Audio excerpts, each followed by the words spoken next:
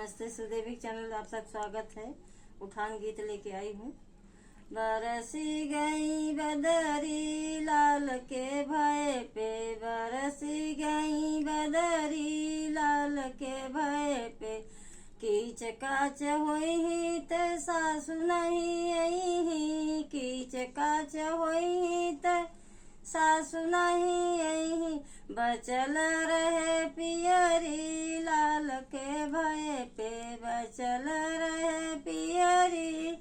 होरिल के भय पे, बचल रहे पियरी होरिल के भय पे, बरसी गई बदरी लाल के भय पे, बरसी गई बदरी लाल के भय पे, कीच काच होई है जेठानी नहीं आई, कीच काच होई जेठानी नहीं आई, बचल रहे चुनरी लाल के भय पे, बचल रहे चुनरी लाल के भय पे, बचल रहे चुनरी लाल के भय पे, बरसी गई बदरी लाल के भय पे, बरसी गई बदरी होरिल के भय पे, कीच काच होई त ननदो नहीं, कीच काच होई त ननदो नहीं, बचल रहे कंगना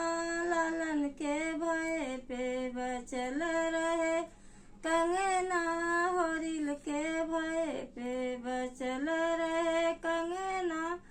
लालन के भय पे, बरसी गई बदरी लाल के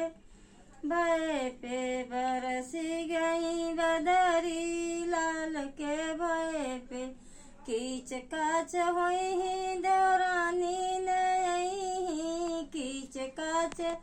होई त गोतिन नहीं, बचल रहे लड़ुई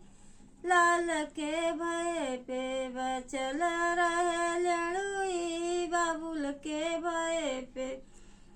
कीच काच होई है त गोतिन नहीं है, कीच काच होई है त गोतिन नहीं है, बचल रहे लड़ुई लाल के भय पे, बचल रहे लड़ुई लाल के भय पे, बरसी गए बदरी लाल के भय पे, बरसी